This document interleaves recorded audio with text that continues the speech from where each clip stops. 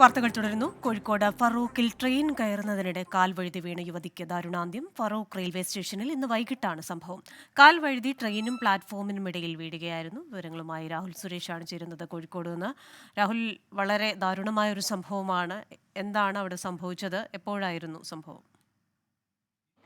Christina, Farooq railway സ്റ്റേഷനിൽ അല്പം മുമ്പാണ് അതിദാരുണമായ സംഭവം നടക്കുന്നത്. ഫറൂഖിൽ നിന്നും തലശ്ശേരിയിലേക്ക് രണ്ടു മക്കളുമായി പോകുകയായിരുന്ന യുവതിയാണ് കാല് വഴുതി പ്ലാറ്റ്ഫോമിന് ഇടയിൽ വീണത്. ട്രെയിൻ എടുത്തതോടെ കാൽ വഴുതി പ്ലാറ്റ്ഫോമിന് ഇടയിലേക്ക് വീഴുകയായിരുന്നു.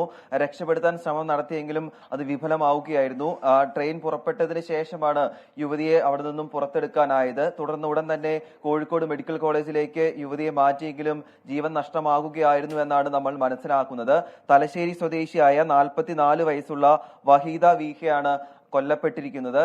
ഫറൂഖിൽ നിന്നും മംഗള എക്സ്പ്രസിൽ തലശ്ശേരിയിലേക്ക് പുറപ്പെടുകയായിരുന്നു. അതിനിടയിലാണ് അതിദാരുണമായ സംഭവം നടന്നത്. ക്രിസ്റ്റീന, ശരി. കോഴിക്കോട് നിന്ന് വിശദാംശങ്ങൾ നൽകിയത് രാഹുൽ സുരേഷാണ്.